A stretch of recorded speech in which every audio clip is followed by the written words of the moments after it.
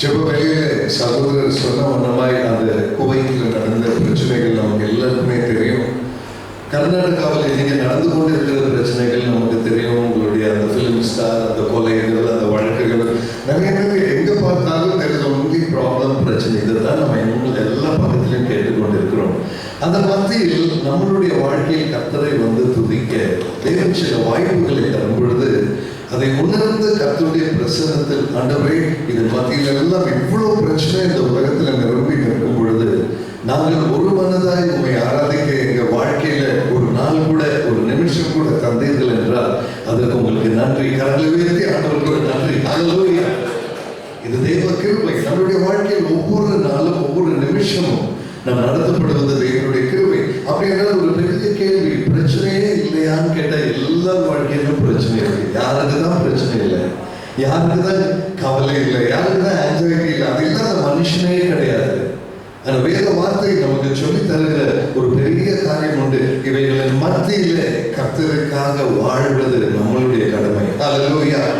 அது தேவனுக்கு முன்னதாக உண்மை உள்ளவர்களாக இருக்கிற நம்ம சொன்ன பரமண்டலங்களில் இருக்கிற எங்கள் பிதாவே என்ற அந்த ஜெபத்துல பார்த்தீங்கன்னா, பிறருக்கு நாங்கள் மன்னிக்கிறதை போல எங்களுக்கு மன்னிங்க ஆண்டவரே. ஒருவேளை வாழ்க்கை பூரா மற்றவர்களுக்கு மன்னிக்கிறதுக்கு மட்டும்தான் நமக்கு வாய்ப்பு இருந்தால் கூட பரவாயில்ல, அந்த வாழ்க்கைக்கும் நன்றி ஆண்டவரேன்னு சொல்ல. ஹல்லேலூயா. பிரதர் சிஸ்டர், இன்னைக்கு காலையில் உண்மையாக தேவ பிரசன்னத்தில் அர்ப்பணிப்போட ஆராதிக்கப்படுகிற ஒரு தெய்வ குழந்தையின் வாழ்க்கையின் கண்ணோட்டமே வித்தியாசமானது. சங்கீதக்காரன் சங்கீதத்தில் சொல்லும் பொழுது, ஆவியானவர் என்னோடு இந்த கடந்த ஒரு மாதமாக இடைப்பட்டு கொண்டிருக்கிற ஒரு பாகம் அது 141வது சங்கீதம் எடுக்கிறீங்களா? சங்கீதம் 141 அதனுடைய முதல் வசனம் கொஞ்சம் படிக்கிறீங்களா? சங்கீதக்காரன் தேவனை பார்த்து விண்ணப்பிக்கிற ஒரு விண்ணப்பத்தை அந்த இடத்துல நம்மளால பார்க்க முடியும். 141வது சங்கீதம் அதனுடைய முதல் வசனம் அதை படி. I mean, Lord, I cry unto thee, make haste unto me and give ear to my voice when I cry unto thee. கர்த்தாவே, உம்மை நான் நோக்கி கூப்பிடுகிறேன், என்னிடத்திற்கு நீங்க வர தீவிரையும், நான் உம்மை நோக்கி கூப்பிடுகிறேன், என் சத்தத்திற்கு நீங்க செவி கொடுங்க. ஒருவேளை இந்த வசனத்தை நீங்க பார்க்கும் பொழுது கொஞ்சம் வித்தியாசமான ஒரு வசனம். நம்ம எல்லாம் ஜெபம் பண்ணும் பொழுது எப்படி பண்ணுவோம்? எங்கள் அன்பின் தேவனே, இந்த தேவை, அந்த தேவை, இந்த பிரச்சனை, அந்த பிரச்சனை, இந்த விஷயம், அந்த விஷயம் சொல்லி ஏதோ தேவனுக்கு ஒரு ஸ்டேட்மெண்ட் சொல்வதை போல ஜெபித்து பழகிட்டோம் நம்ம எல்லாம் வாழ்க்கையில. ஜெபம் என்று சொன்னாலே இயேசுவின் நாமத்தில் சொல்லி முடிக்கிற ஒரு காரியம். அந்த சங்கீதக்காரன் ஜெபிக்கிறதுக்கு முன்பதாக தேவனை பார்த்து விண்ணப்பிக்கிறதை பார்த்தீங்களா? கர்த்தாவே, நான் உம்மை நோக்கி கூப்பிடும் பொழுது என்னிடம் நீங்க தீவிரங்க. Make haste. அப்பா, எனக்காக ஒரு நிமிஷம் தருவீங்களா? Would you please give me 1 minute to answer my prayer? காலையில் என்னை கேட்கிற தெய்வ சொன்னமே, இந்த வார்த்தையில நீங்க பார்க்கிறது, கர்த்தாவே, உண்மை நான் நோக்கி கூப்பிடுகிறேன், என்னிடத்திற்கு வர தீவிரையும், நான் உண்மை நோக்கி கூப்பிடுகையில் என் சத்தத்திற்கு செவி கொடு அப்படின்னு ஆண்டவரை பார்த்து ரிக்வெஸ்ட் பண்றாரு. ஆண்டவரே, என்னுடைய சத்தத்திற்கு உங்க செவி தருவீங்களா? Would you give me 1 minute, Lord? எனக்காக ஒரு நிமிஷம் நான் சொல்றதை கேட்பீங்களா ஆண்டவரே? அப்படி என்றால் தேவனுடைய பிரசன்னத்தில் போய், அப்பா, நான் ஜெபிக்க வரும்பொழுது என் ஜெபத்தை கேட்பீங்களாங்கிற ஒரு ரிக்வெஸ்டோட, ஒரு விண்ணப்பத்தோடு தேவ பாதத்தில் நிற்கிறது. 2 காரியங்களை காண்பிக்கிறது. முதலாவது, தேவனுடைய பிரசன்னத்திற்கு நான் ஒரு ஜெபத்திற்கு வந்தா கூட அந்த ஜெபத்தில் கூட நான் கர்த்தருக்கு பிரசன்னத்தில் நான் எவ்வளவு தாழ்மையோடு நிற்க வேண்டும் என்பது. 2வது காரியம், நான் யாரிடம் ஜெபிக்கிறேனோ அவர் எவ்வளவு பெரியவர் என்பது. ஹல்லேலூயா. ஆமென். என்னை கேட்கிற தெய்வ ஜனமே, ஒவ்வொரு ஜெப வேளையிலும் அவர் எவ்வளவு பெரியவர் என்பதை உணர்ந்தால், ஒவ்வொரு ஜெப வேளையிலும் நான் எவ்வளவு தாழ்ந்தவன் என்பதை உணர்ந்தால், அந்த தாழ்மையோடு கூட தெய்வ பிரசன்னத்தில் நிற்கும் பொழுது அந்த ஜெபத்தின் அந்த ஒரு எக்ஸ்பீரியன்ஸை டோட்டலி இட் இஸ் டிஃபரண்ட். ஆமென். ஹல்லேலூயா. அதுதான் இந்த வார்த்தையின் அர்த்தம். அடுத்த வசனம் பார்க்கலாமா? 2வது வசனம் கூட பாருங்களேன், எவ்வளவு அர்த்தமான ஒரு வசனம். Second verse, Lord, let my prayer be set before you as an incense, and the lifting up of my hands as an evening sacrifice. ஆண்டவரே, என்னுடைய விண்ணப்பம் உமக்கு முன்பதாக ஒரு தூபமாகவும், என்னுடைய கையெடுப்பு ஒரு அந்தி பலி போலும். ஆமென். இன்னைக்கு காலையில் நம்ம புரிஞ்சுக்க வேண்டிய ஒரு உன்னதமான ஒரு அனுபவம் இது. ஆண்டவரே, நான் ஜெபிச்சா கூட அது உமக்கு ஒரு தூபமாக இருக்கணும் அப்படின்னா என்னை கேட்கிற அருமையான தெய்வ ஜனமே, யாருடைய ஜெபம் தூபமாக இருக்கும் தெரியுமா? யாருடைய ஜெபம் ஒரு சுகந்த ஃப்ரேக்ரன்ஸ், தேவனுடைய பிரசன்னத்தில் என்னுடைய ஜெபம் ஒரு சுகந்த தூபமாக இருக்கணும்னா அது எந்த சரீரத்திலிருந்து, எந்த வாழ்க்கையிலிருந்து அந்த ஜெபம் எழுப்புகிறதோ அந்த வாழ்க்கையும் அந்த சரீரமும் பரிசுத்தமாய் இராமல் அது தேவனுக்கு ஒரு சுகந்த தூபமாய் இருக்க முடியாது. அருமையான தெய்வ ஜனமே, சங்கீதக்காரனுடைய விண்ணப்பம் அதுதான். ஆண்டவரே, நான் செபித்தாலும் கூட அது உமக்கு ஒரு சுகந்த தூபமாய் இருக்கணும். எத்தனை பேர் அதை விரும்புறீங்க? ஹல்லேலூயா. பிரதர் சிஸ்டர், உங்களுடைய ஜெபம் என்னுடைய ஜெபம் தேவனுக்கு ஒரு தூபமாய் இருக்கணும். அப்படி என்றால் ஒவ்வொரு நாளும் ஜெபத்தோடு கூட தெய்வ பிரசன்னத்தில் வரும்பொழுது அந்த ஜெபத்தை கொடுக்கிற என்னுடைய வாழ்க்கையின் அழகு என் கர்த்தர் கண்டு அவர் மகிமைப்பட வேண்டும். ஹல்லேலூயா. அந்த அழகு என்ற வார்த்தைக்கு அர்த்தம் பரிசுத்தம் என்பது. ஹல்லேலூயா. கர்த்தருக்கு உகந்த வார்த்தைகள், கர்த்தருக்கு உகந்த சிந்தனைகள், கர்த்தருக்கு உகந்த பார்வைகள், கர்த்தருக்கு உகந்த தாழ்மையின் சுபாவங்கள், இவைகளோடு கூட வந்து உங்களுடைய பிரசன்னத்தில் ஜெபிக்கும் பொழுது என் ஜெபம் கூட உமக்கு ஒரு தூபமாக இருக்கட்டுமே அப்பா. அது மாத்திரமல்ல, இந்த சரீரத்தில் நீ தந்த உறுப்பான இந்த கையை நான் உங்களுடைய பிரசன்னத்தில் நான் தூக்கும் பொழுது அது கூட ஒரு பலிக்கு சமமாக ஏற்றுக்கொள்வீங்களாப்பா. ஹல்லேலூயா. பிரதர்ஸ் அண்ட் சிஸ்டர்ஸ், நிறைய பேர் இன்னைக்கு சபையில கரங்களை தூக்கி நன்றி சொல்லுங்கன்னு நம்ம எல்லாம் செய்யறோம். ஆனா அதுக்கு இல்லாத ஒரு விஷயம் தான் இந்த வசனம் சொல்லுது. என் கரங்களை நான் தூக்கும் பொழுது அது தேவனுக்கு ஒரு பலிக்கு சமமாக இருக்கணும்னா இந்த கை சுத்தமாக இருக்க வேண்டும் என்பது அதனுடைய அர்த்தம். ஹல்லேலூயா. நமது கரங்களை வைத்து நம்ம செய்கிற ஒவ்வொரு காரியமும், என் கிரியையும் என் வார்த்தையும் என் தெய்வ பிரசன்னத்தில் அது தெளிவுள்ளதாக இருக்க வேண்டும். அது மாத்திரமல்ல, அடுத்த வசனம், மூன்றாவது வசனம் கொஞ்சம் பார்ப்போம். நமக்கு எல்லாம் தேவையான வசனம். அங்கே சங்கீதக்காரர் தேவனை பார்த்து வைக்கிற விண்ணப்பம் பார்த்தீங்களா? Lord, please set a watch, O Lord, before my mouth and keep the door of my lips. இதுதான் நமக்கு எல்லாருக்கும் தேவை. கர்த்தாவே, என் வாய்க்கு காவல் வையும். ஆமென். ஹல்லேலூயா. ஆண்டவரே, என் உதடுகளின் வாசல்களை காத்துக்கொள்ளும். எத்தனை பேருக்கு இது உண்மையா தேவைன்னு நினைக்கிறீங்க? கொஞ்சம் கரங்களை வைக்கிறீங்களா? கண்டிப்பா எனக்கு தேவை. கர்த்தாவே, என் வாய்க்கு காவல் வையும். நமக்கு எல்லாம் இருக்கிற ஒரு பிரச்சனை இதுதாங்க, நம்ம பேச்சு, நம்ம வார்த்தை. ஒருவேளை நான் இன்னைக்கு காலையில ஆண்டவருடைய பாதத்தில் இருந்து பெற்றுக்கொண்டதுனால நான் சொல்றேங்க, நம்மளுடைய வாழ்க்கையில் இருக்கிற அநேக அனுகிரகங்களுக்கு தடையாகி நிற்கிறது நம்ம சொந்த வார்த்தையும் பேச்சும். இன்னைக்கு காலையில் ஆவியானவர் அதை தெளிவாக சொல்கிறார். நம்ம பேச்சினால எத்தனை பேரை நம்ம குறை பேசியிருக்கிறோம், எத்தனை பேரை குற்றம் சொல்லியிருக்கிறோம், எத்தனை பேரை தவறாக பேசியிருக்கிறோம், எத்தனை தகாத வார்த்தைகள் பயன்படுத்தி இருக்கிறோம். நம்மளுடைய பேச்சில், நம்முடைய வார்த்தையில், நம்முடைய எண்ணங்களில் இருக்கிற குறைவுகள் தான் என் தெய்வ பிரசன்னத்தில் என் கையை உயர்த்தும் பொழுது அது ஒரு அந்திபலி அல்ல, நான் ஜெபிக்கும் பொழுது அது ஒரு தூபம் அல்ல. அப்படிப்பட்ட ஒரு குறைந்த வாழ்க்கை என்னுடைய வாழ்வில் இருக்கிறது என்று சொன்னால் அந்த கர்த்தமே என்னுடைய வாயின் பேச்சு.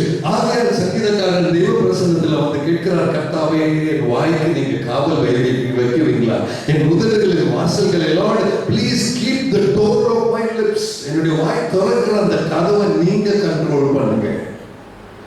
அருமையான தெய்வ ஜனமே, இந்த 3 வசனங்கள் சங்கீதம் 141 பார்க்கும் பொழுது, முதலாவது நான் கூப்பிடும்போது சரி தருவீங்களாப்பா, நான் கூப்பிடும்போது என் பக்கத்துல வருவீங்களாப்பா. இரண்டாவது, என் ஜெபம் உங்களுக்கு ஒரு சுகந்த தூபமாய் இருக்கட்டுமே, என் கையெழுப்பு ஒரு பலியாய் இருக்கட்டுமே. மூன்றாவது, அதை நிவர்த்தி செய்யும்படி என் வாயில கொஞ்சம் உங்களுடைய காவல் வைப்பீங்களா? ஹல்லேலூயா. அருமையான தெய்வ ஜனமே, ஒரு நிமிஷம் கொஞ்சம் யோசிச்சு பார்ப்பீங்களா? ஒருவேளை இப்படிப்பட்ட தெளிவான வார்த்தைகள் கடந்த வாரம் பூரா பேசினவர்களாக இருந்து, இப்படிப்பட்ட பரிசுத்தத்தோட வாழ்ந்து, தாழ்மையோடு கூட இன்னைக்கு காலையில தெய்வ பிரசன்னத்துல வந்திருந்தா அந்த ஆராதனைக்கு ஒரு வித்தியாசம் இருக்குமா இல்லையா? ஹல்லேலூயா.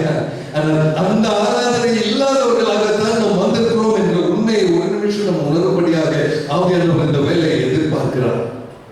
எனக்குள் பரிசுத்தம் இல்லை என்பது எனக்கு தெரியும், என் வார்த்தைகளில் சுத்தம் இல்லை என்பது எனக்கு தெரியும். நான் பேசினது பிறரை குறைவாகவும் தவறாகவும் கோபத்தோடும் பேசின நாட்கள் உண்டு என்பது நமக்கு தெரியும். அப்படிப்பட்ட வார்த்தைகளை வைத்து, அப்படிப்பட்ட உதடுகளை வைத்து, சுத்தமல்லாத கரங்களை வைத்து, தாழ்மை இல்லாத ஒரு வாழ்க்கையை வைத்துக் கொண்டு இன்றைக்கு கர்த்தரை ஆராதிக்க வந்திருக்கிறோம் என்று சொன்னால் எந்த சுகந்த தூபம், எந்த அந்தி பொலி, எப்படி என் கர்த்தர் என் விண்ணப்பத்திற்கு செவி தர வேண்டும்? அருமையான தெய்வ ஜனமே, இன்றைக்கு காலையில ஆண்டவருடைய பிரசன்னத்தில் கொடுக்கிற ஆராதனை என்று சொன்னால் அது நம்முடைய வாழ்க்கையின் அனுபவமே. ஸ்தோத்திரம். ஹல்லேலூயா. இந்த வார்த்தையை தரும்பொழுது தான் தேவ ஆவியானவர் என்னோடு அதிகமாக இடைப்பட்டார். நம்முடைய வாழ்க்கையில் இன்றைக்கு இருக்கிற சமுதாயத்தில் அநேக குறைபாடுகள் உண்டு, அநேக குற்றங்கள் உண்டு. அவைகளை கண்டு அந்த சமுதாயத்தின் சுபாவ பிரகாரம் வாழ அழைக்கப்பட்டவர்கள் அல்ல. ஹல்லேலூயா. கர்த்தரை ஆராதிக்க தேவனுடைய ஆலயத்தில் வருகிற ஒரு தேவ குழந்தை தன்னுடைய வாழ்க்கையில் தன் கர்த்தருக்கு என்று அர்ப்பணிக்கப்பட்ட ஒரு வாழ்க்கை இல்லை என்றால் எந்த ஆராதனை தேவ பிரசன்னத்தில் நம்மளால கொடுக்க முடியும்?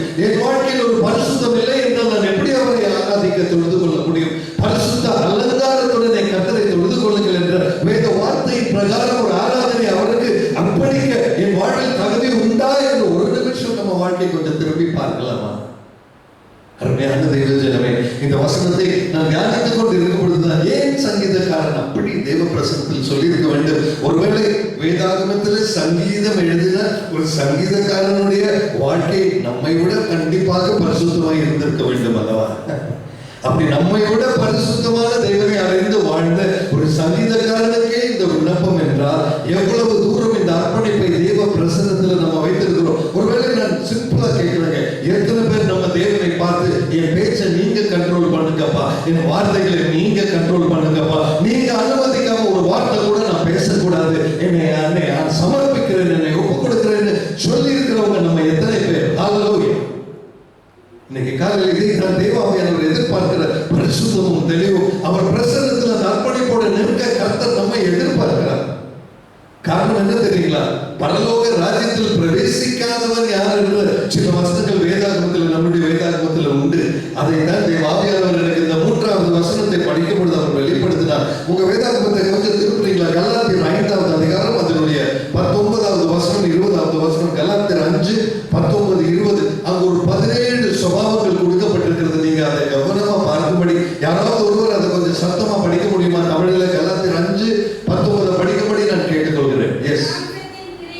மாம்சத்தின் கிரியைகள் வெளியரங்கமாய் இருக்கின்றன, அவையாவன விபச்சாரம், வேசித்தனம், அசுத்தம், காமவிகாரம். இப்ப அடுத்த வசனம் படிங்க சிஸ்டர். எஸ்.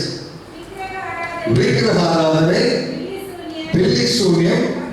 கவனமா நீங்க பார்க்கும்படி கேட்டுக்கொள்கிறேன். பகைகள், விரோதங்கள், வைராகியங்கள், கோபங்கள், சண்டைகள், பிரிவினைகள், மார்க்க பேதங்கள். அடுத்த வசனம் பொறாமைகள், கொலைகள், வெளிகள், களியாட்டங்கள், அவையாவன. அப்படி இருக்கிறவங்களுக்கு கீழ்ப்படிங்க. அடுத்தது படிங்க. இப்படிப்பட்டவர்களை செய்கிறவர்கள் தேவனுடைய ராஜ்யத்தை கேட்கிற தெய்வ ஜனமே, அதுதான் நீங்க புரிஞ்சுக்கணும். இப்படிப்பட்டவர்களை செய்கிறவர்கள் தேவனுடைய ராஜ்யத்தை சுதந்திரிப்பதில்லை. நமக்கு எல்லாம் இருக்கிற பிரச்சனை என்ன தெரியுங்களா? இந்த கலாத்தியர் 19-20 படிக்கும் போது விபச்சாரம் நான் செய்யல, விக்கிரகாராதனை நான் செய்யல, கொலை நான் செய்யல, அது நான் செய்யல, இது நான் செய்யலன்னு சொல்லி நம்மளே கொஞ்சம் தேர்த்திக்கிறோம். அப்படியே கொஞ்சம் 20வது வசனத்துக்கு வர்றீங்களா? 20வது வசனத்தை பார்ப்போம். இங்க பாத்தீங்களா? பகைகள். இந்த பகையே இல்லாதவன் நான் என்று சொல்ல முடியுமா? பகை இருக்கிறவன் தேவனுடைய ராஜ்யத்தை சுதந்திரித்துக் கொள்ள மாட்டான் என்று ஆண்டவருடைய வார்த்தை சொல்லுகிறது. இன்றைக்கு காலையில் ஆவியானவருடைய கிருபையோடு கூட நான் கேட்கிறேன், யார் மேலும் எனக்கு பகையே இல்லை என்று சொல்ல முடியுமா? ஹல்லேலூயா. யார் மேலும் பகையே இல்லாதவன் உன் கையை உயர்த்தினால் அதற்கு அர்த்தம் அந்த அந்தி பலிக்கு சமமான ஆராதனை.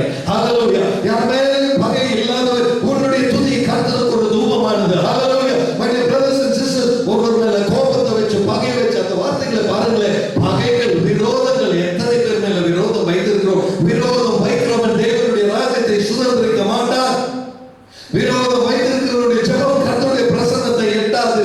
விரோதம் வைத்திருக்கிறவனுடைய கையில் ஒரு அந்தி பலியின் அர்த்தம் கொடுக்காது. என்னை கேட்கிற அருமையான சகோதரி சகோதரியே, இந்த வார்த்தைகள் தேவ ஆவியானவர் நமக்கு தந்திருந்தும் நம்முடைய வாழ்க்கை இதை கீழ்ப்படியாதவர்களாக இன்னும் வாழ்ந்து கொண்டு இருக்கிறோமா என்ற தெளிவை ஆவியானவர் இந்த கடைசி வரையில் இந்த அந்தி காலத்தில் நம்மிடம் கேட்கிறார். My dear brothers and sisters, எங்களுடைய வாழ்க்கையில் விரோதங்கள் உண்டா, வைராகியங்கள் உண்டா, கோபங்கள் உண்டா? கோபம் என்ற சின்ன விஷயம் கூட தேவ பிரசன்னத்தில் செல்லாது.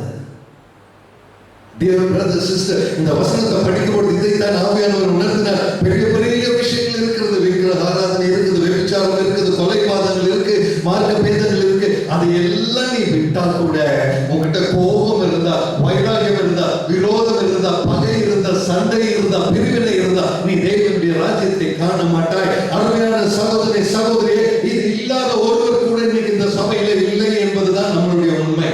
இதெல்லாம் நம்ம வச்சுட்டு தான் நம்ம இன்னைக்கு ஆராதிக்க வந்திருக்கிறோம். விரோதங்கள் இருக்கு, சண்டை இருக்கு, பகை இருக்கு, குறைவுகள் இருக்கு, வித்தியாசங்கள் இருக்கு, பிரிவினைகள் இருக்கு. இவைகளை வைத்துக் கொண்டு உண்மை ஆராதிக்க வந்தோம், உண்மை அன்பு கூட வந்தோம் என்று சொல்லுகிற போலி பக்தர்களாக நம்ம இருக்கிறோமா என்ற ஒரு கேள்வித்தான் ஆவியானவர் இன்றைக்கு வார்த்தை தெளிவில் நமக்கு முன்பதாக வைக்கிறார். அருமையான சகோதரி சகோதரி, இந்த தெளிவு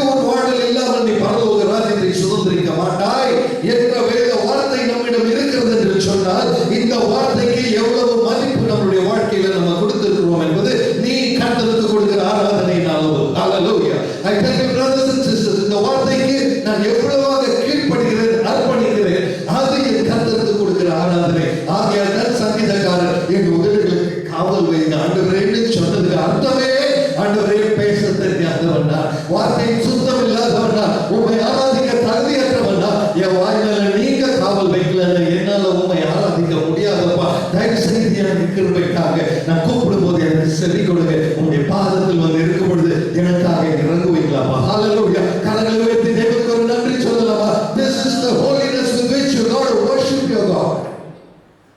என் தேவனுக்கு கொடுக்கிற ஆராதனையில நம்முடைய ஒவ்வொருவருடைய வாழ்க்கையிலும் எவ்வளவு கவனத்தோடு நம்ம கொடுக்கிறோம் என்பதுதான் இன்றைக்கு ஆவியானவர் உணர்த்துகிற தெளிவுள்ள காரியம். எபேசியர் 5வது அதிகாரம் 16வது வசனம் கொஞ்சம் படிக்கிறீங்களா? எபேசியர் 5:16வது வசனம் 16th verse. காலத்தை பற்றி redeem the time because the days are evil. நாட்கள் பொல்லாதவைகளானதால் வசனம் என்ன சொல்லுது பாத்தீங்களா? நாட்கள் பொல்லாததுன்னு எத்தனை பேர் ஒத்துக்கிறீங்க? எல்லாருமே ஒத்துக்கிறீங்க, நல்லா தெரியும். காலம் மோசம் பெறுவதர் ஒண்ணுமே சரியில்லை. எங்க பார்த்தாலும் அப்படி இப்படி இப்படி அதை பேசுறதுக்கு பெரிய நமக்கு எல்லாமே முடியுது. ஆனா காலத்தை பிரயோஜனப்படுத்துகிறவர்கள் எத்தனை பேர்? அதாவது பொல்லாத காலத்துல பொய் சொல்லாதவன், பொல்லாத காலத்தில் குறை கூறாதவன், வார்த்தையில் சுத்தம் உள்ளவன், காலத்தை பிரயோஜனப்படுத்திக் கொண்டு தன்னை பெருமையை காண்பிக்க வேண்டிய காலகட்டத்தில் தாழ்மையோடு தெய்வ பிரசன்னத்தில் நிற்கிறவன், பிறனை தூஷிக்க வேண்டிய இடத்தில் பிறனை மேன்மையாக காணக்கூடியவன், இப்படிப்பட்ட காலத்தை பிரயோஜனப்படுத்தக்கூடியவர்கள் எத்தனை பேர்? இன்றைக்கு காலையில் அருமையான தெய்வ ஜனமே, சபை பார்த்து ஆவியானவர் தருகிற வார்த்தை என்ன தெரியுமா? உன் வாழ்க்கையில் இந்த மாற்றம் வந்தால் நீ தேவ கிருபை உன் வாழ்வில் செயல்படுவதை காண்பாய். ஹalleluya. உன் பிரச்சனைகள் மாறும், உன் வேதனைகள் மாறும், உன் கண்ணீரை துடைப்பாய். எப்பொழுது தெரியுமா? கர்த்தருடைய பாதத்தில் நீ அர்ப்பணத்தோடு வரும் பொழுது, அப்பா உமக்காக என்னை தருகிறேன். இந்த பொல்லாத காலத்தில் வாழ்கிற நான், பொல்லாத சூழ்நிலையில் இருக்கிற நான், பொல்லாத ஜனங்களின் மத்தியில் இருக்கிற நான், அன்பு குறைந்த நாட்களில் இருக்கிற நான், உண்மையில் அன்பு கூர்ந்து உமக்காக வாழ என்னை அர்ப்பணிக்கிறேன் என்ற அர்ப்பணத்தோடு தெய்வ பிரசன்னத்தில் வருவாய் என்றால் உன் வாழ்க்கையில் அவர் கிருபை செயல்படுவதை நீ காண்பாய். ஹalleluya. கரங்களை தட்டி தேவனுக்கு நன்றி செலுத்தலாம். This is the promise of God. This is the grace of God. Amen. இன்னைக்கு காலையில நான் தெளிவா சொல்றேன், அன்பின் சகோதரனே சகோதரி, அந்த தேவ கிருபை முழுமை நம் வாழ்வில் வேண்டும் என்று சொன்னால் அவருடைய பிரசன்னத்தில் இந்த ஒரு ஜாக்கிரதையோடு நிற்க வேண்டியதுதான் ஆவியானவர் தருகிற அழைப்பு. இன்னொரு வசனம் படிக்கிறீங்களா? கலாத்தியர் 1வது அதிகாரம் 4வது வசனம். The book of Galatians chapter 1 and verse number 4. கலாத்தியர் 1:4. அது எப்படி இருக்கு?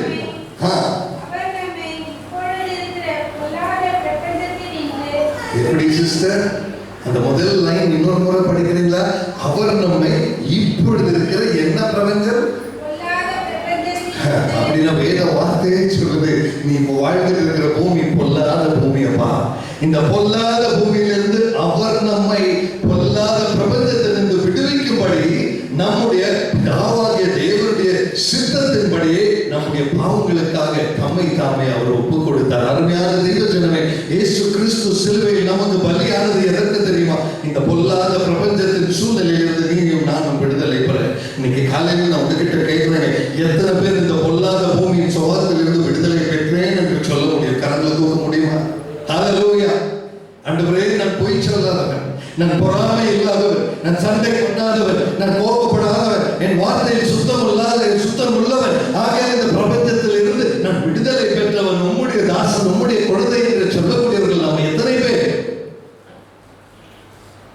Dearest brothers and sisters, இதைத்தான் ஆவியானவருக்கு கொடுக்கக்கூடிய உண்மையுள்ள ஆராதனை. என் சரீரம் தேவனுடைய ஆலயம்.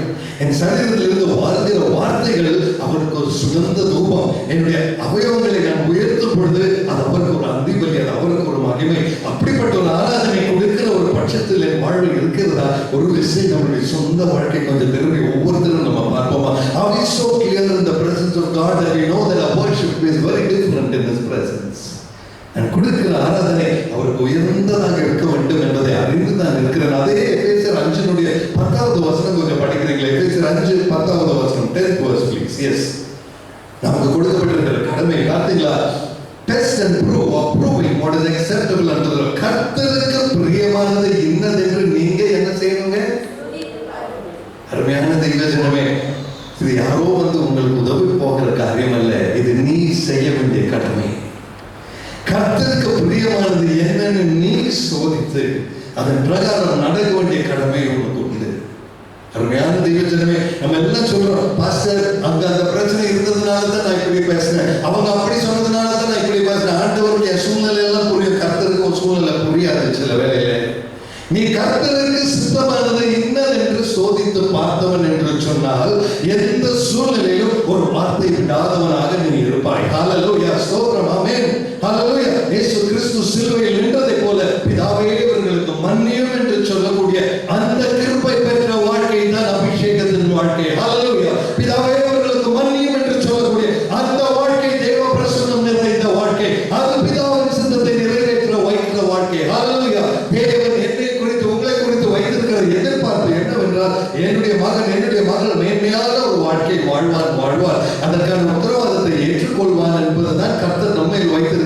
எதிர்பார்ப்பு, அந்த தெய்வீக எதிர்பார்ப்பின் உத்தரவாதத்தை நாம் ஏற்றெடுத்திருக்கிறோமா என்பதுதான் இன்றைக்கு காலையில ஆவியானவர் கேட்கிற கேள்வி. பிரதர் சிஸ்டர், ஒருவேளை உண்மையை சொல்லணும்னா நம்ம யாருமே அந்த பொறுப்பை ஏற்றெடுக்கவில்லை. ஏதோ தேவனே வர்ற, உண்மை ஆராதிக்கிறேன், பைபிளை படிக்கிறேன், ஜெபிக்கிறேன், ஏதோ ஆராதிக்க சொல்றாங்க, ஆராதிக்கிறேன், எனக்கு நிறைய பிரச்சனை இருக்கு ஆண்டவரே, அதெல்லாம் நீங்க கொஞ்சம் பார்க்கும்படி தான் நான் உங்களை ஆராதிக்கிறேன். ஆனா உங்களுக்காக நல்ல வார்த்தை பேசி, உங்களுக்காக தாழ்மையோடு நடந்து, உங்களுக்காக பயபக்தியோடு இருந்து, உங்களுக்காக சண்டை பண்ணாம, உங்களுக்காக கோபப்படாம இருக்கிறதுக்கு எனக்கு டைம் இல்லை ஆண்டவரே. ஆனா ஆராதிக்க வந்துடுறேன், நீங்க அந்த ஆராதனை வச்சுட்டு என்ன ஆசீர்வதிங்க. இப்படி நினைக்கிறவங்க தான் நம்ம அநேகர். அந்த உண்மையை வெட்கப்படாமல் தேவ பிரசன்னத்தில் அறிக்கை செய்வோமா? அருமையான சகோதரி சகோதரி, கர்த்தரை ஆராதிக்க வரும் பொழுது பரிசுத்தத்தோடு நம்ம பிரசன்னத்தில் வர வேண்டும். இது அவருக்கு கொடுக்கிற ஆராதனை என்ற ஒரு பயபக்தியோடு அவர் பிரசன்னத்தில் வந்திருக்கிறோமா? என் தேவனுக்கு நான் அர்ப்பணிக்கிற ஆராதனையில சுத்தம் உள்ளவனாய், ஒருவேளை இந்த பெங்களூர் பட்டணத்தில் வேறு யார் கொடுக்கிற ஆராதனை விட என் கர்த்தருக்கு நான் கொடுக்கிற ஆராதனை ஸ்பெஷல் என்று சொல்லி வந்தவங்களே தனி பேர். இன்னைக்கு காலையில் இதைத்தான் ஆவியானவர் உற்று பார்க்கிறார். காரணம் என்ன தெரியுமா? கர்த்தர் முகத்தை பார்க்கிறவர் அல்ல, அவர் உன்னுடைய இருதயத்தை காண்கிறவர். ஹல்லேலூயா! உன்னுடைய இருதயத்தில் என்ன, எப்படி, என்ன ஒரு உத்தேசத்தோடு நீ இன்றைக்கு ஆராதிக்க வந்திருக்கிறாய் என்பதை பார்க்கிற ஒரு தெய்வன். அவர் முன்னிலையில் இருக்கிறோம் என்பதை மறந்து விடக்கூடாது. சோதரம். அதனால்தான் அந்த எபேசியர் 5:16 சொன்னார், காலம் மோசமானதுனால் நீங்கள் காலத்தை ஆதாயப்படுத்திக் கொள்ளுங்கள். ஹல்லேலூயா! என கேட்கிற தெய்வ ஜனமே, மோசமான காலத்தில் நன்மை உள்ளவர்களாக வாழ கொடுக்கப்பட்டிருக்கிற அழைப்பு தான் இன்றைக்கு கர்த்தர் எனக்கும் உங்களுக்கும் தந்திருக்கிற ஒரு அழைப்பு.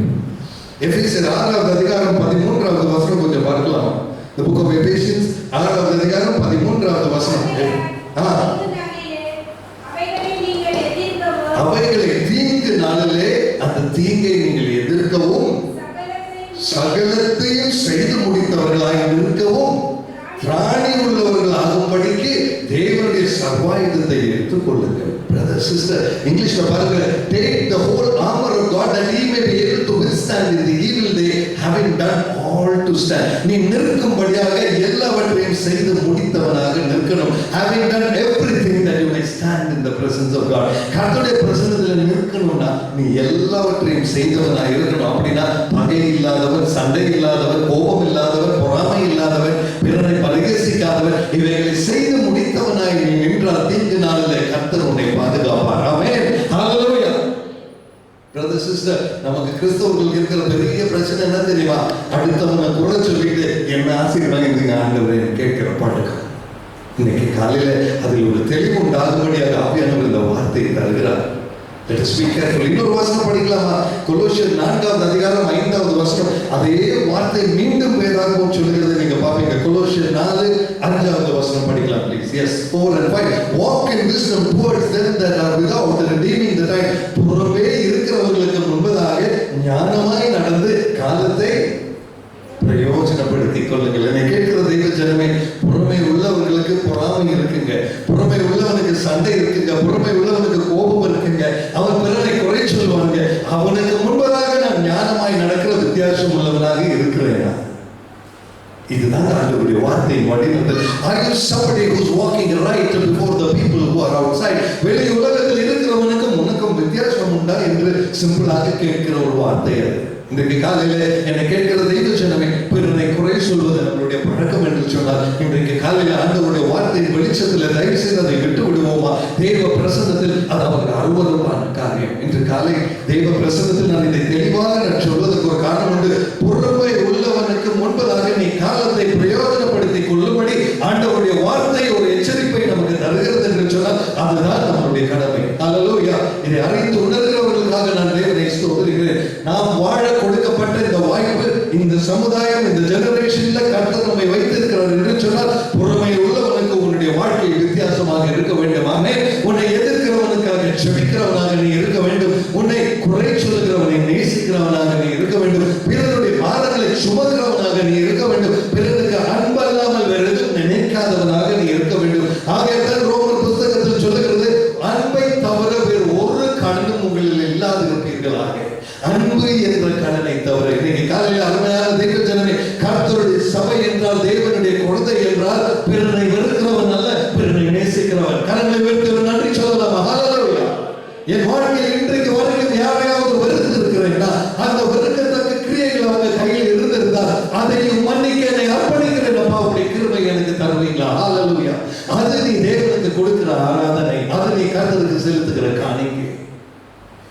எனக்கு கேட்கிறது யுவஜனமே, நம்ம போடுகிற பணமோ, நம்ம காணிக்கை பெட்டியில போடுற பணமோ, இங்க கொண்டு வந்து கொடுக்கிற சில காரியங்களோ நல்ல காணிக்கை, உண்மையான காணிக்கை, என் வாழ்க்கையில் இருந்து கர்த்தருக்காக பிரதிஷ்டிக்கப்பட்டு அவருக்கு உண்மையாய் வாழ்வது, அதுதான் காணிக்கை, அதுதான் உண்மையான ஆராதனை. ஆகையால் என்னுடைய உங்களுடைய சரீரத்திலிருந்து எழுப்ப வேண்டிய அந்த ஆராதனை குறித்து தான் தேவாவியானவர் நம்மோடு இடைப்படுகிறார். 1 தெசலோனியர் 4வது அதிகாரம் எடுக்கிறீங்களா? 1 தெசலோனியர் 4:3 வசனம். 1 தெசலோனியர் 4:3 வசனம் படிங்க. 3rd verse.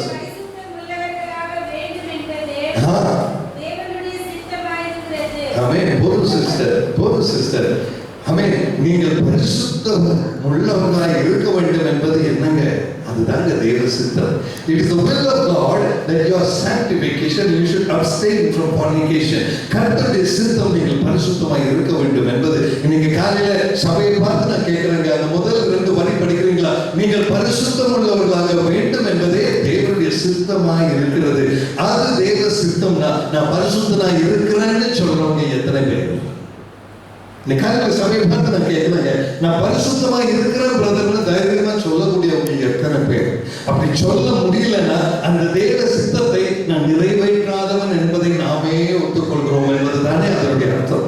இன்னைக்கு தெளிவாக ஆண்டவருடைய வார்த்தை முன்னால நின்று கொண்டு நான் கேட்கிறேன், கர்த்தருடைய சித்தம் எனக்குள் ஒரு பரிசுத்தம் என்றால், அது இல்லாதவனாக நான் நின்றால் அதற்கு அர்த்தம் என்ன தெரியுமா? தெய்வ சித்தத்துக்கு மதிப்பு கொடுக்காதவன் நான் என்பதுதான் அதுக்கு ஒரே ஒரு அர்த்தம். My dearest brothers and sisters, ஆண்டவருடைய வார்த்தைக்கு முன்னால் சில வேளைகளில் நம்ம நிற்க முடியாது. பரிசுத்த ஆவியானவரை இடைப்படும் பொழுது அந்த வார்த்தையின் தெளிவு நமக்கு முன்பதாக வரும் பொழுது, நம்ம வாழ்க்கையின் அலங்கோலத்தை பார்க்கும் பொழுது, அப்பா நீங்க இப்படி ஒரு சித்தம் வச்சிருக்கிறீங்களா? இதுதான் உங்க சித்தமா? நான் பரிசுத்தமா இருக்கணும்னு நீங்க நினைக்கிறீங்களாப்பா? இந்த சித்தம் உங்களுக்கு இருக்குன்னா ஏன் அது என் வாழ்க்கை எப்படி இருக்கு இப்போ புரியுதுங்களா? சரீரக்காரன் ஏன் கேட்டா, என் உதவிகளுக்கு காவல் வைங்க ஆண்டவரே. உங்களுடைய சித்தத்தை நான் நிறைவேற்றணும்னா என்னுடைய சுய எபிலிட்டினால முடியாதப்பா, என்னுடைய சுய அறிவினால முடியாதப்பா, உங்க கிருபை எனக்கு தேவை. எத்தனை பேர் நீங்க உண்மையா சொல்ல விரும்புறீங்க? உங்க கிருபை தாங்கப்பா. கடவுளை உயர்த்தி சொல்லுவீங்களா?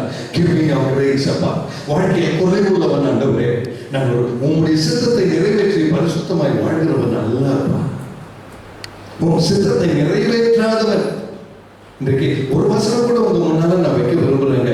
மத்தேயு சுவிசேஷம் 7வது அதிகாரம் 21வது வசனம். அதை தொடர்ந்து திரும்ப இந்த வசனத்திற்கு நம்ம வருவோம். Or we can just keep this verse. இது அப்படியே ஸ்கிரீன்ல இருக்கட்டும், don't change. மத்தேயு 7:21 யாராவது கொஞ்சம் படிக்கிறீங்களா? ஸ்தோத்திரம். அந்த வார்த்தை பாத்தீங்களா? பரலோகத்தில் இருக்கிற என் பிதாவின் சித்தத்தை செய்கிறவனே அல்லாமல் பாத்தீங்களா?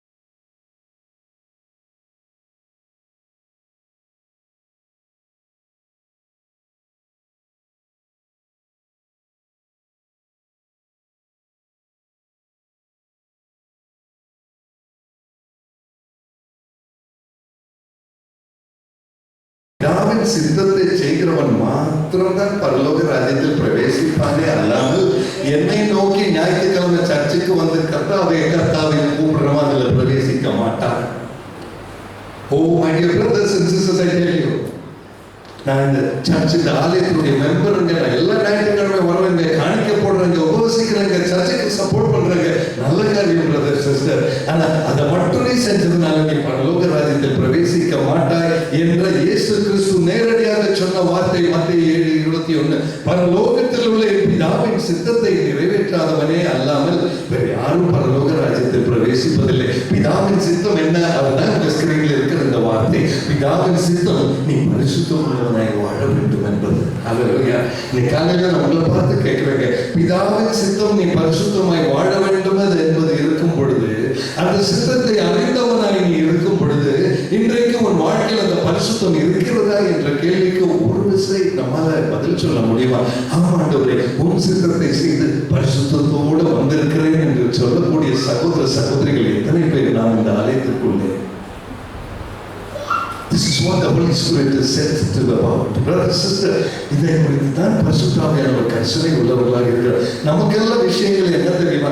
எப்படி அந்த பைக் வாங்கலாம், அந்த கார் வாங்கலாம், எப்படி ஒரு வீடு கட்டலாம், எப்படி குழந்தை வெளிநாட்டில் படிக்க வைக்கலாம், எப்படி பெரிய வேலை வாங்கலாம், எப்படி பெரிய சம்பளம் வாங்கலாம், எப்படி ப்ரொமோஷன் வாங்கலாம், எப்படி அது பண்ணலாம், இது பண்ணலாம். இதுதாங்க நமக்கு பிரச்சனை. ஆண்டவருக்கு இது ஒரு பிரச்சனையே அல்லைங்க. ஆண்டவருக்கு இருக்கிற ஒரே பிரச்சனை, நீ பரிசுத்தமாய் வாழப்படி உன்னை அர்ப்பணிக்கிறாயா? ஹல்லேலூயா. My dear brothers and sisters, இந்த இடத்துல தான் நம்ம புரிஞ்சுக்கணும், நம்மளுடைய பார்வையும் தேவனுடைய பார்வைக்கும் இருக்கிற வித்தியாசம். இது ரெண்டும் ஒன்றோடு ஒன்று இணையவில்லை என்றால் நீ தேவனுடைய ராஜ்யத்தை காண முடியாது. அருமையான தெய்வ ஜனமே, இந்த தெளிவை தான் ஆண்டவருடைய வார்த்தை. இன்னும் கொஞ்ச நேரத்தில் இந்த ஆலயத்தில் கர்த்தருடைய பந்தி இருக்கிறது, அவருடைய திரு சரீரம், அவருடைய திரு ரத்தம். ஏன் இதுல பங்கு பெற வருகிறோம்? அவர் இந்த பந்தியில எத்தனை முறை நம்ம பங்கெடுத்தாச்சு. இன்னுமே வாழ்வில் அவர் எதிர்பார்க்கிற அவருடைய சித்தத்தை நிறைவேற்ற முடியாதவரை நிற்கிறேன். ஏன்? This morning, brothers and sisters, கர்த்தரை பார்த்து நாம் விண்ணப்பிக்கிற சுபாவம் நமக்கு இல்லை. எனக்கு உதவி செய்யப்பா, பரிசுத்தம் எனக்கு இல்லையப்பா, நான் ஒத்துக்கொள்கிறேன். என்னை பரிசுத்தவானாய் மாற்ற உம்முடைய கிருபை தாங்க ஆண்டவரே. பரிசுத்தாவியானவரே, என்னை வழி நடத்துங்கப்பா. என் உதடுகளுக்கு காவல் வைங்கப்பா, என் கைகளை சுத்தப்படுத்துங்கப்பா, என் வார்த்தைகளை சுத்தப்படுத்துங்க. உம்முடைய கிருபை பிரகாரம் நடக்கிற ஒரு மகனாக என்னை மாற்றுங்க, மகளாக மாற்றுங்க. அதற்காக என்னை ஒப்புக் கொடுக்கிறேன் என்று சொல்கிறவர்கள் கரங்களை உயர்த்தி ஒரு நன்றி சொல்வீங்களா? இது ஆண்டவருடைய அழைப்பு, அவருடைய வார்த்தை, அவருடைய கிருபை. Receive it in the name of Jesus this morning. My dear church, I tell you, அப்பாவுக்கு இந்த ஆராதனை கொடுக்க முடியாமல் நம்ம இன்னைக்கு இந்த சீட்ல அமர்ந்து இருக்கிறோம்னா நம்ம வாழ்க்கையை கொஞ்சம் திரும்பி பார்ப்பது நமக்கு நல்லது. ஏனென்றால் பரலோக ராஜ்யம் என்பதை அடைய முடியாது என்ற தெளிவை தான் ஆண்டவருடைய வார்த்தை சொல்கிறது. Are we ready to come into the presence of God this morning? உண்மையாக தேவ பிரசன்னத்தில் ஆவியானவர் இந்த கடைசி காலத்தின் வார்த்தையாக இருப்பதனால் இதை கொஞ்சம் கடினமாக அவர் தருவார். வெளிப்படுத்தின விசேஷம் 22வது அதிகாரம் 11வது வசனத்தை மீண்டும் ஆவியானவர் படிக்க சொல்கிறார். படிக்க ப்ளீஸ். வெளிப்பாடு 22:11. அசுத்தமாய் வாழ்கிறவனை நீ இன்னும் அசுத்தமாய் வாழ்ந்துக்கோ. தவறில் இருக்கிற சகோதரனை சகோதரி நீ இன்னும் தவறில் இருந்துக்கோ. நீ எப்படி இருந்தாலும் பரலோக ராஜ்யத்தை பார்க்க போறதில்லை. ஆகையால் நீ செய்யற தப்பு இன்னும் செஞ்சுக்கோன்றாங்க அந்த வசனம் சொல்லுது. பார்த்தீங்களா? அநியாயம் செய்கிறவனே நீ இன்னும் அநியாயம் செய்யணும். அசுத்தமாய் இருக்கிறவன் இன்னும் அசுத்தமாய் இருக்கணும். ஆனால் பரலோக ராஜ்யத்தை பார்க்க வேண்டும்னு கொஞ்சம் பயபக்தியோட தேவ பிரசன்னத்தில் நிற்கிறியா? நீதியை செய்கிறவனே நீ இன்னும் நீதி செய்ய நீ கற்றுக்கொள். அப்பதான் நீ பரலோக ராஜ்யத்தை பார்க்க முடியும். பரிசுத்தவானே உன்னை இன்னும் நீ பரிசுத்தப்படுத்திக்கொள். அந்த பரிசுத்தம் இல்லாமல் நீ தேவனை பார்க்க முடியாது. ஹல்லேலூயா, ஸ்தோத்திரம். மத்தேயு 5வது அதிகாரம் 8வது வசனம் படிக்கிறீங்களா? Matthew 5 verse number 8. சின்ன வசனமான தெளிவுள்ள வசனம். இருதயத்தில் சுத்தம் உள்ளவர்கள் பாக்கியவான்கள், அவர்கள் தேவனை தரிசிப்பார்கள். பாத்தீங்களா? Blessed are the pure in heart, for they shall see God. Brother sister, இருதயத்தில் சுத்தம் இல்லாதவன் தேவனை பார்க்க மாட்டான், பார்க்க முடியாது. அவனுக்கு பரலோக ராஜ்யத்தில் பிரவேசனம் கிடையாது. இன்றைக்கு என் கர்த்தர் உங்களை பார்த்து கேட்கிற கேள்வி, இருதயத்தில் சுத்தம் உள்ளவன் நான் என்று அவரை தொழுது கொள்ள முடியுமா? ஹல்லேலூயா. இருதயத்தில் தந்த சுத்தத்துக்கு நன்றி அப்படி சொல்லக்கூடிய ஆராதனை எத்தனை பேருடைய கரங்களில் இன்றைக்கு இருக்கிறது? Oh glory to God. I tell you brothers and sisters, அந்த ஆராதனை இல்லாமல் வேறு ஆராதனை கொண்டு வந்து இருக்கிறாய் என்றால் நீ உன்னை ஏமாற்றிக் கொண்டிருக்கிறாய் என்பதை அறிந்து கொள். In the name of Jesus I tell you, உன்னை ஏமாற்றிக் கொண்டிருக்க வேண்டிய காலம் அல்ல இது. காலத்தை ஆதாயப்படுத்திக் கொள். ஹல்லேலூயா. ஞானமுள்ளவனாய் நடந்து கொள். தேவ பிரசன்னத்தை உணர்ந்தவனாக நின்று கொள். கர்த்தருடைய சித்தத்தை உணர்ந்து கொள் என்று சொல்லி ஆண்டவருடைய வார்த்தை சொல்லுகிறது. எபேசியர் 5வது அதிகாரம் 17வது வசனம் கொஞ்சம் படிக்கிறீங்களா? அங்க ஒரு ஸ்பெஷல் வேர்ட் இருக்கு. ஒரு தமிழில் அது மிகவும் அருமையா இருக்கு. எபேசியர் 5:17. I'd like to read that. ஆகையால் நீங்கள் மதியற்றவர்கள் சித்தம் இன்னதென்று என்ன பண்ணணுமாமா? எப்படி சிஸ்டர்? உணர்ந்து கொள்ளுங்க, தெரிந்து கொள்ளுங்க சொல்லலைங்க, படிச்சு கொள்ளுங்க சொல்லுங்க, பிரசங்கம் பண்ணுங்க சொல்லலைங்க. You need to understand what the will of the Lord is. நீ உணர்ந்து கொள்ள வேண்டும். எனக்கு தமிழ்ல தான் இன்னும் கொஞ்சம் பிடிச்சது. தமிழ் வார்த்தை is so nice. கர்த்தருடைய சித்தம் என்னன்னு நீ அறிஞ்சுக்கோன்னு சொல்லல, படிச்சுக்கோன்னு சொல்லல, நீ புரிஞ்சுக்கோன்னு சொல்லல, நீ வேற என்னென்னமோ பண்ணிக்கோன்னு சொல்லல. முதலாவது வாழ்க்கையில உணரணும்னா நீ அதை அனுபவிக்கணும். ஹல்லேலூயா, ஸ்தோத்திரம். கரங்களை தட்டி தேவனுக்கு ஒரு நன்றி சொல்லலாம். என்னை கேட்கிற தெய்வ ஜனமே, வேதத்தின் வார்த்தைகளுக்கு மதிப்பு கொடுப்போம். கிறிஸ்துவின் சித்தத்தை உணர்ந்து கொள்ளும்படி என்னை அவர் அழைக்கிறார் என்று சொன்னால், என் வாழ்க்கையில், என் வார்த்தையில், என் பார்வையில், என் சிந்தையில், மற்றவர்களோடு நான் பழகுகிற விதத்தில், என் செப வேலைகளில், என் கர்த்தருடைய வார்த்தையை கற்றுக்கொள்கிற வேலைகளில், நான் பயணம் செய்கிற வேலைகளில், ஆபீஸ்ல இருக்கிற வேலைகளில் எல்லாம் என் கர்த்தருடைய சித்தத்தை உணர்ந்தவனாக நான் வாழும்படி 24 மணி நேரம் 24/7 365 நீ கர்த்தருடைய சித்தத்தை உணர வேண்டும். ஹல்லேலூயா. இது தேவனுடைய விருப்பம். Are you ready to submit to the presence of God with this calling that is placing before you? Understand what the Lord's will is. நம்ம எல்லாம் நிறைய ரொம்ப கேஷுவலா பேசுற பழக்கம். ஆண்டவருக்கு சித்தமான அதை வாங்கிடுவேன், ஆண்டவருக்கு சித்தமான இதை பண்ணிடுவேன். அப்படி சித்தமே ஆண்டவர் கிடையாது. நீ வாங்கவும் வேண்டாம், நீ ஒன்றும் பண்ணவும் வேண்டாம். I tell you brother sister, ஆண்டவருக்கு ஒரே சித்தம், முதல் உன் வாழ்க்கையில பரிசுத்தமாய் நீ நடந்து கொள் என்பது மட்டும்தான். ஹல்லேலூயா. உன் தாயின் கருவில் நீ உருவாகும் பொழுதிருந்தே உன்னை பெயர் சொல்லி அழைத்தவர், உனக்கு ரட்சிப்பை தந்தவர், பாவ மன்னிப்பை தந்தவர், சொந்த ரத்தத்தை சிந்தினவர், சரீரத்தை தந்தவர். அவருடைய சித்தம் நீ பரிசுத்தமாய் வாழ வேண்டும் என்பதே. அவருடைய சித்தத்துல ஒரு பங்கு நம்ம வாழ்வில் இல்லாமல் அவரையே ஆராதிக்க வந்திருக்கிறோம்னா நம்ம எல்லாம் எப்படிப்பட்டவங்க ஒரு நிமிஷம் கொஞ்சம் நினைச்சு பார்க்க முடியுமா? I tell you brothers and sisters, பரிசுத்த அலங்காரம் இல்லாமல் அவர் பிரசன்னத்தை நிற்கக்கூட முடியாது. இன்னைக்கு நம்ம சர்ச்சுக்கு வந்திருக்கிறோம், ஞாயிற்றுக்கிழமை இயேசு கிறிஸ்துவை ஆராதிக்க வந்திருக்கிறோம். அந்த இயேசு கிறிஸ்து பரிசுத்தத்தை எதிர்பார்க்கிறது என்பதை அறிந்துதான் நம்ம வந்திருக்கிறோம். ஆனா அவரை எதிர்பார்க்கிற பரிசுத்தத்தோட வந்திருக்கிறேன்னு நம்மளால யாராவது சொல்ல முடியுமா? நீ காலையில ஆவியானவர் கேட்கிறாங்க, எவ்வளவு தூரம் கடந்த வாரத்துல நீ ஒவ்வொரு நாளும் உன்னை தயார்படுத்தி கொண்டாய் இந்த ஞாயிற்றுக்கிழமை ஆராதனைக்காக. How much of a preparation and effort did you take to prepare yourself to come this Sunday to honor and worship God? நீ தேவனுடைய சித்தத்தை உணர்ந்து நீ வாழ்ந்தாயா? தேவனுடைய சித்தத்தை உணர்ந்துதான் ஒவ்வொரு வார்த்தையும் நீ பேசினாயா? அப்படித்தான் பேசின ஆண்டவரே, அப்படித்தான் வாழ்ந்த ஆண்டவரே என்று சொல்லக்கூடியவர்கள் இருந்தால் அது உண்மையுள்ள ஆராதனை, கர்த்தருடைய பிரசன்னத்தை தொழுகிற ஆராதனை. அது இல்லை என்றால் இன்றைக்கு ஆவியானவர் தருகிற அழைப்பை ஏற்றெடுக்கும்படியாக இந்த சபைக்கு தேவன் தருகிற அழைப்பு, அதை பெற்றுக்கொள்வீங்களா? ஹல்லேலூயா. அதை ஏற்றெடுக்கிறவர்கள் ஒன்று கரங்களை வைத்து நன்றியப்பா சொல்லுவோமா? ஹல்லேலூயா. I thank you Lord. இயேசுவே உமக்கு ஸ்தோத்திரம் அப்பா. பிரதர் சிஸ்டர், இன்னைக்கு இந்த உலகத்துல இல்லாத ஒரு விஷயம் பரிசுத்தம். இன்னைக்கு இந்த சொசைட்டில பாக்குறது கொஞ்சம் 50 வருஷம் முன்னால எதெல்லாம் பொல்லாததுன்னு நினைச்சோம், இன்னைக்கு அதெல்லாம் பரவாயில்லைங்க. இன்னைக்கு அதெல்லாம் பரவாயில்லைங்க. இன்னொரு வசனத்தை பார்த்தீங்கன்னா உங்களுக்கு புரியுங்க. இதே எபேசியர் அடுத்த வசனம் போடுங்க, 18வது வசனத்தை போடுங்க. இன்னைக்கு நம்ம சொசைட்டில நடக்கிறதுக்கும் ஆண்டவர் எதிர்பார்க்கிறார். Do not be drunk with wine wherein is excess, but be filled with the Spirit. அந்த வசனத்தை தமிழ்ல பாருங்களேன். துன்மார்க்கத்திற்கு ஏதுவான மதுபான வரி கொள்ளாமல் ஆவியினால நிறைந்து. இன்னைக்கு உங்களை பார்த்து கேட்கிறேன், இந்த வசனத்தை பார்க்கும்போது இன்னைக்கு நம்ம பெங்களூர் சிட்டியில வெளியில போய் பப்புல குடிச்சிட்டு பார்ட்டி பண்றது அக்செப்டபிளா, இல்ல ஆவியில நிறைந்து ஆராதிக்கிறது அக்செப்டபிளா? எது நல்லா இருக்கும்னு நினைக்கிறேன்?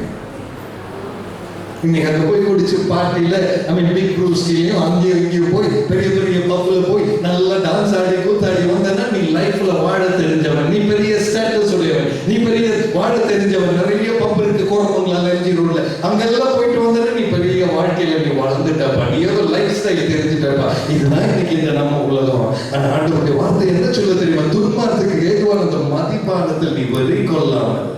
My dear brother, sister, மாறாக நீங்களும் நானும் எப்படி இருக்குன்னு தெரியுமா?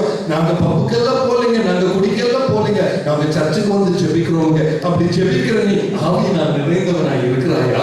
ஆவியினால் நிறைந்து நீ இருந்தால் நீ தேவ சித்தத்தை நிறைவேற்றுகிறவனாக காணப்படுவாயே. அதுவும் இல்லாமல், இதுவும் இல்லாமல், அனலும் இல்லாமல், குளிரும் இல்லாமல், ஏதோ கிறிஸ்தவன் என்ற பேனர் பேர் மாத்திரம் ஒட்டி கொண்டு நடக்கிற அந்த பெயர் கிறிஸ்தவனாக இருந்து என்ன பிரயோஜனம்? சகோதரனை சகோதரி, இதைத்தான் ஆவியானவர் தெளிவுபட சொல்கிறார். ஏதோ சர்ச்சுக்கு போயிட்டோம்னா கடமை முடிஞ்சது, ஏதோ பிரச்சனை வந்தா பாஸ்டர் கிட்ட ஜெபிக்க சொல்லிடலாம், எனக்கு நிறைய பிரச்சனை உபவாச ஜெபத்திற்கு போயிடலாம், ரொம்ப பிரச்சனை கொஞ்சம் காணிக்க ஜாஸ்தி போடலாம். இப்படிப்பட்ட தேவனை அளந்து பார்க்கிற கிறிஸ்தவர்கள் தான் நாம் பிச்சை போட்டு ஏதோ வாங்கிடலாம் நினைக்கிறோம். கர்த்தருக்கு உன் பிச்சை தேவையில்லை. தெளிவா நான் சொல்றேன், காணிக்கை என்ற பேர்ல தேவ ஆசீர்வாதம் வாங்கலாம்னு யாரும் நினைக்க வேண்டாம். உன்னுடைய காணிக்கை நீ கர்த்தருக்கு கொடுக்கிற பரிசுத்த வாழ்க்கை. ஹalleluya. கரங்களை உயர்த்தி நன்றி சொல்லலாம். இந்த காணிக்கை உன் கையில் எவ்வளவு? ஹalleluya. ஸ்தோத்திரம். இந்த பரிசுத்தத்தின் அளவு எவ்வளவு? Your holiness is the only offering that you can place before your God. Nothing else. வேற எதுவும் அவருக்கு காணிக்கை அல்ல. என கேட்கிற அருமையான தெய்வ ஜனமே, உன் ஜெபம் அவருக்கு சுகந்த தூபமாய் இருக்கணும் என்றால் உன் வாழ்க்கையில் பரிசுத்தம் தேவை. ஹalleluya. உன் கையில் பந்தி பலிக்கு சமமாய் இருக்கணும் என்றால் உன் வாழ்வில் பரிசுத்தம் தேவை. உன் வார்த்தை சுத்தமாக இருக்கணும் என்றால் முதலாவது பரிசுத்தம் தேவை. ஆமென். அவர் ஆளுகை செய்கிறார். ஆவியானவர் நிறைந்திருக்கிறவர்களுடைய வாழ்க்கையில் இந்த அடையாளங்கள் இருக்கும். அது உன் வாழ்வில் இருக்கிறது என்பதை ஒரு விஷயம் திரும்பி பார்ப்பாயா? Glory to God. Hallelujah. தெய்வ ஜனமே, இன்றைக்கு காலையில் நம்மளை பார்த்து தெய்வ ஜனமே கூட அழைக்க முடியாத நிலைமையில நம்ம இருக்கிறோம் இல்லையா? உண்மை அதுதானே. தேவனுடைய குழந்தையே அழைக்க முடியாத ஒரு நிலைமையில நம்ம வாழ்க்கை இருக்கிறது என்றால் இன்றைக்கு ஆவியானவர் உங்களுக்கு தெளிவாக பேசுகிற காரியம், உன்னுடைய வாழ்க்கையை திருத்திக் கொள்ள வேண்டிய நேரம் கர்த்தர் உங்களுக்கு தருகிற கிருபையின் காலம் இது. என கேட்கிற அருமையான தெய்வ ஜனமே, கர்த்தருடைய பாதத்தில் வந்து சொல்வீங்களா? உண்மையான தெய்வ ஜனம் என்ற அழைப்புக்கு ஏற்றவனாய் நிற்க என் வாழ்வில் ஒரு கிருபை தருவீங்களாப்பா? இந்த மாதிரி இந்த மதுபானனுக்கு ஏற்றவனாய் நிற்காமல் நீதிமொழிகள் 23வது அதிகாரம் 20வது வசனம் கொஞ்சம் படிப்பீங்களா? நீதிமொழிகள் 23:20 23:20. Yes please. நீதிமொழிகள் 23:20. மதுபான பிரியரையும் மாம்ச பெருந்தீனிக்காரரையும் சேராதே.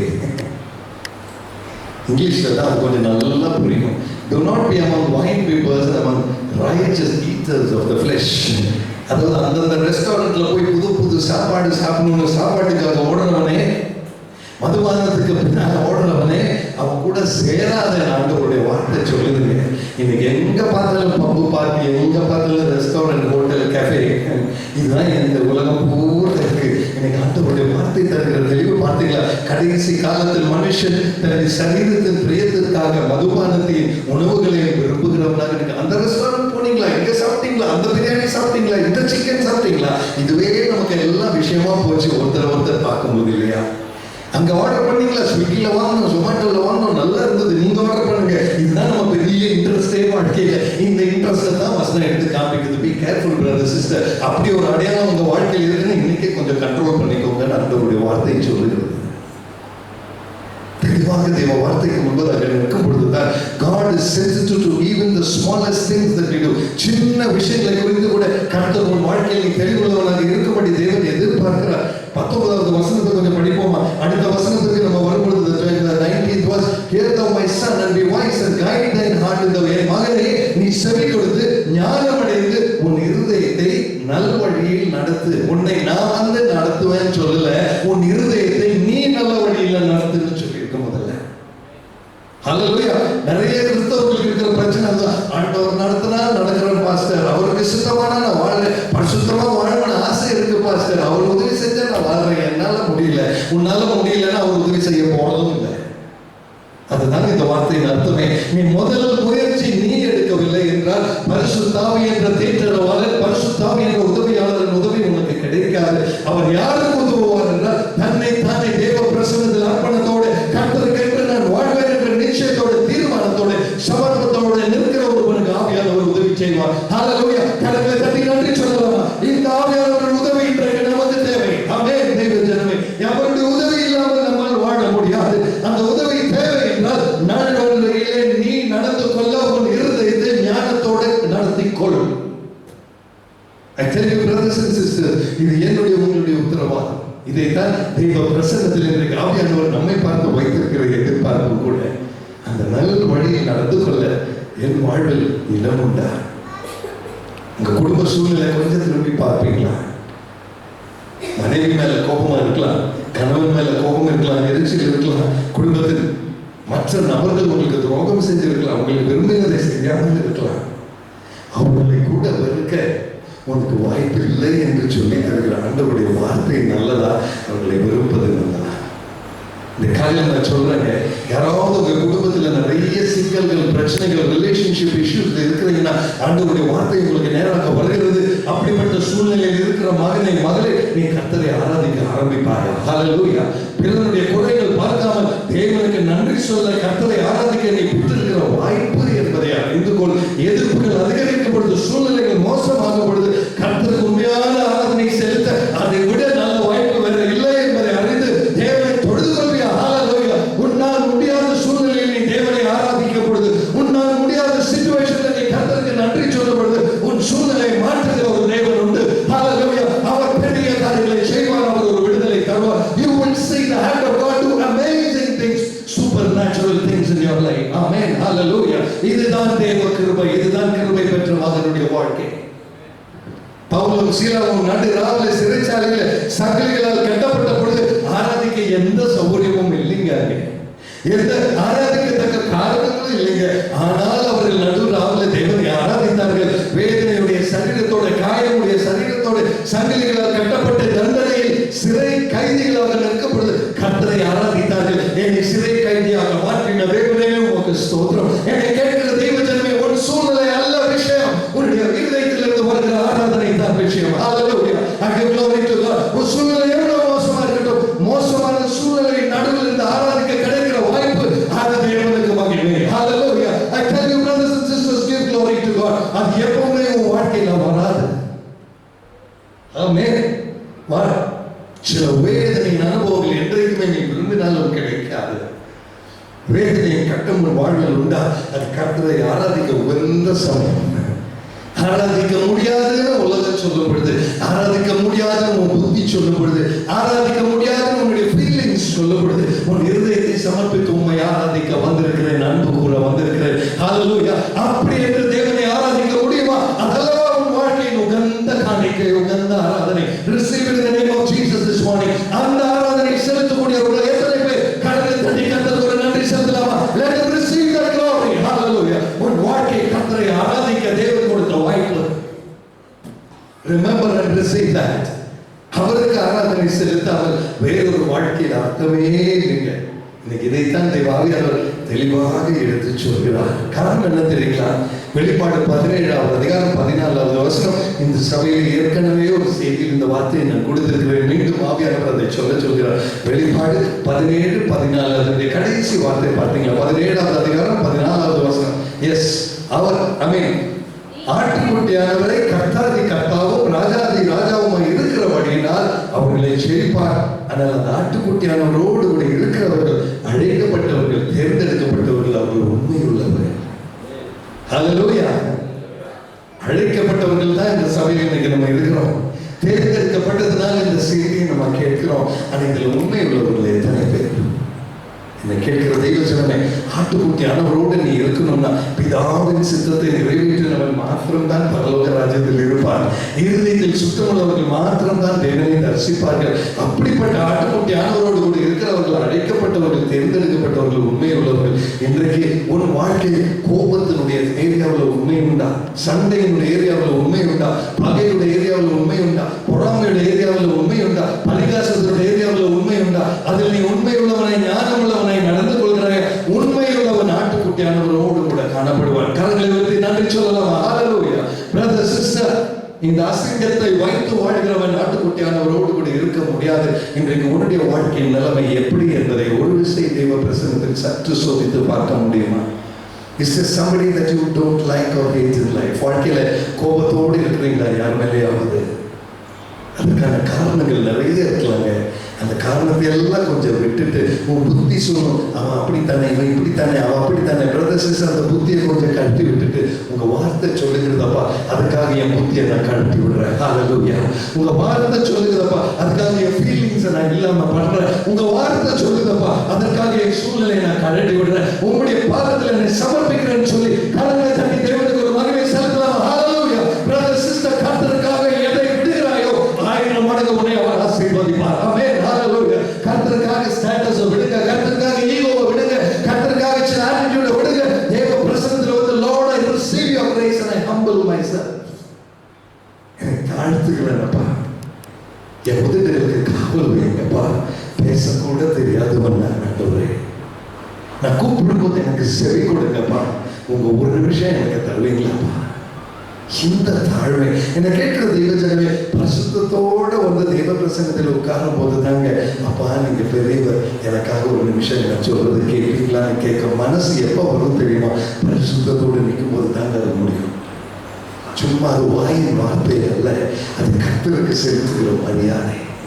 அது கர்த்தருக்கு அந்த மரியாதை கூட செலுத்தணும்னா அவர் கிருபை தேவை. அருமையான தெய்வ ஜனமே, you cannot come and say, நீங்க நினைச்சா கூட ஆண்டவர் பிரசன்னத்துல வந்து எனக்கு செவி கொடுங்கன்னு வார்த்தை பேசிக்கலாங்க. அந்த உள்ளத்துல இருந்து அது வராது. அந்த வார்த்தை 4 வார்த்தை வாய்க்கால பேசிக்கலாம். உண்மையான வாழ்க்கையில் இருந்து அது வராது.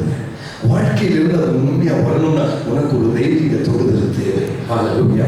தெய்வ பிரசன்னத்தில் வந்து ஒரே காரியம், நீங்க திரும்பி வீட்டுக்கு போயிட்டீங்கன்னா பெட்ரூம்ல கதவை சாத்திட்டு முழங்கால் பண்ணிட்டு, அப்பா ஒரு வார்த்தை ஜெபிக்க வந்து என் ஜெபத்தை கேட்பீங்களான்னு கேட்கணும்னா கூட தெய்வ கிருபை தேவை. கிருபை இல்லாம நீ அப்படி ஜெபிக்க கூட முடியாது. இதுதான் தெய்வ பிரசன்னத்தின் அருமை. காலையில் நான் சொல்றேங்க, அந்த அருமையை உணர அவர் இவ்வளவு பெரிய வாய்ப்பு நம்ம ஒவ்வொருவருடைய வாழ்க்கையில தந்திருந்தும் கூட ஏதோ சர்ச்சுக்கு வந்துட்டு போயிடலாமேன்னு வந்திருக்கிறவங்க நம்ம என்றால் தயவு செய்து நீங்க காலையில அவருடைய மன்னிப்பு கேட்போமா? அப்ப அவர் பார்த்து, லார்ட் ஐ அம் சாரி அப்பா, இந்த ஒரு எண்ணத்தோடு இந்த சர்ச்சுக்கு நான் வந்ததுக்காக என்ன மன்னிங்க. இனிமேல் ஒரு ஆராதனைக்கு இப்படி வராமல் இருக்க எனக்கு கிருபை தாங்க.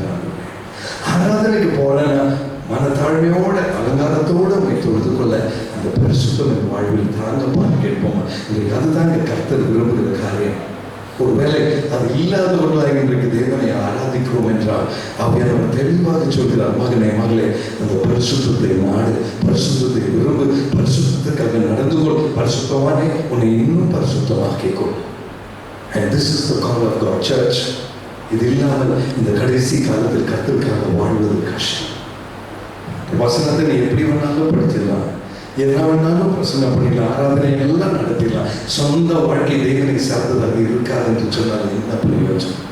சர்வ உலகத்தையும் நீ நேடினாலும் சொந்த ஆத்மாவை நஷ்டப்படுத்தி நமக்கு என்ன பிரயோஜனம்? இன்றைக்கு காலையில ஆண்டவர் தெளிவாய் பேசுகிற வார்த்தை, உன் இருதயத்தை பற்றி, உன் வாழ்க்கை பற்றி, உன் ஆத்மாவை பற்றி, அது கர்த்தருடைய பிரசன்னத்தில் அர்ப்பணிக்கப்பட்ட காணிக்கையாக நீ அதை கொண்டு நடக்கிறாயா? அதற்கான முயற்சியை எடுக்கிறாயா? புத்தியுள்ளவனாக ஞானமுள்ளவனாக நடந்து கொள்ள கர்த்தருக்கு பயப்படுதலே ஞானத்தில் கர்த்தருக்கு பயப்படுதல் இல்லை என்றால் the fear of the Lord is the beginning of wisdom. அந்த wisdom இல்லாமல் நான் கர்த்தரை ஆராதிக்க முடியாது. ஞானமற்றவன் தேவனை தொழுது கொள்ள முடியாது. ஞானம் இல்லாதவன் கர்த்தருக்கு நன்றி சொல்ல முடியாது.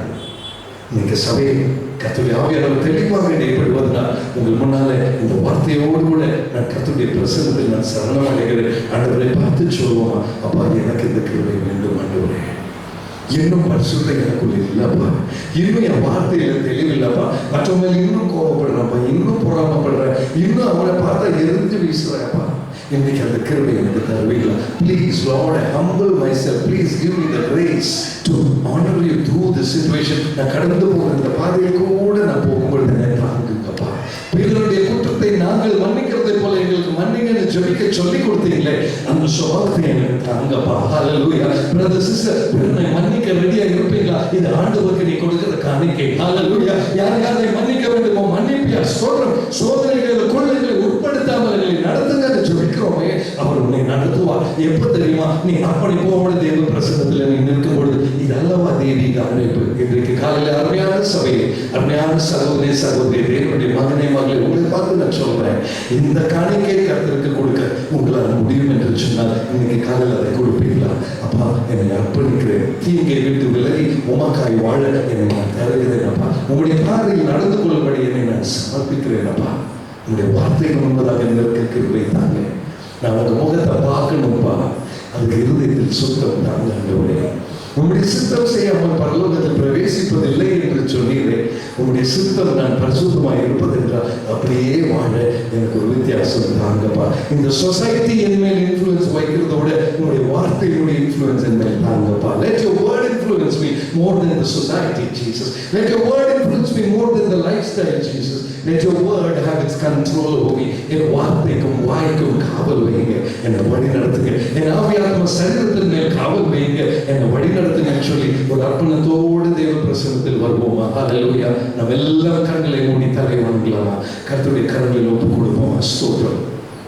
எங்கள் அன்பின் தேவனே, இந்த நாளில் எங்களோடு நீ பேசின உங்களுடைய அன்பின் வார்த்தைக்கு நன்றி அப்பா. ஒருவேளை நீங்கள் எங்களுக்கு காண்பித்த ஒவ்வொரு வசனத்திலும் நாங்கள் தகுதி அல்லப்பா, பரிசுத்தம் இல்லை ஆண்டவரே, குறைகள் உண்டப்பா ஆண்டவரே. நீங்கள் எதிர்பார்க்கிற இருதய சுத்தம் எங்களில் இல்லையப்பா, எங்க வார்த்தையில தெளிவில்லையப்பா, எங்க சரீரத்தில் தெளிவில்லையப்பா. நாங்கள் சண்டை பண்ணுகிறவர்கள், பொறாமை உள்ளவர்கள், கோபக்காரர்கள், தயவில்லாதவர்கள், தாழ்மையற்றவர்கள். இன்றைக்கு காலையில தேவனுடைய வார்த்தைக்கு முன்பதாக எங்களை ஒரு விசை சுத்திகரிக்கும் என்று சொல்லி கேட்கிறோம். திருரத்தத்தால் ஒரு விசை கூட எங்களை கழுகுங்கப்பா. Wash us with your blood once again. Let the cleansing power of the cross reach us once again. ஒரு விசை கூட சிலுவையின் அந்த ரத்தத்தால் எங்களை கழுவுங்களப்பா. எங்களுக்காக சிந்தின திருரத்தங்களை சுத்திகரிக்கட்டும். இந்த காலை ஆராதனை வேலை ஒரு சுத்திகரிப்பு நிமிஷமாக மாற்றிட்டாங்கப்பா. ஹல்லேலூயா. We give you glory, we give you honor. உம்முடைய பந்திக்கு நேராக நாங்கள் வரும்பொழுது உம்முடைய திரு சரீரமும் திரு ரத்தமும் பெற்றுக்கொள்ள எங்களை தகுதிப்படுத்துங்கப்பா. அது எங்களுக்கு பலனாய் மாறட்டும் ஆண்டவரே. இன்றைக்கு ஒவ்வொரு சகோதர சகோதரியை நீர் பலப்படுத்துவதற்காக நன்றி. பரிசுத்தத்திற்கு நேராக ஒரு அழைப்போடு நீ நிறுத்திக் கொண்டிருப்பதற்காக ஸ்தோத்திரம். உம்முடைய ராஜ்யத்தை தரிசிக்க, உம்முடைய முகத்தை தரிசிக்க, உம்முடைய ராஜ்யத்தில் பிரவேசிக்க, பரலோக ராஜ்யத்தில் நித்திய ஜீவனுக்கு உடமைகளாக இருக்க ஒவ்வொருவர் மேலும் உம்முடைய முத்திரை வைத்து நீர் ஆசீர்வதியும் பிதாவே. அந்த கிருபைக்காக நன்றி. நீர் வழி நடத்துகிற தயவுக்காக உமக்கு ஸ்தோத்திரம். உங்களுடைய கரங்களை தாழ்த்தி ஒப்புக் கொடுக்கிறோம். இயேசுவின் நாமத்தில் ஜெபத்தை கேட்டதிலும் எங்கள் ஜீவனுள்ள நல்ல பிதாவே. ஆமென், ஆமென், ஆமென்.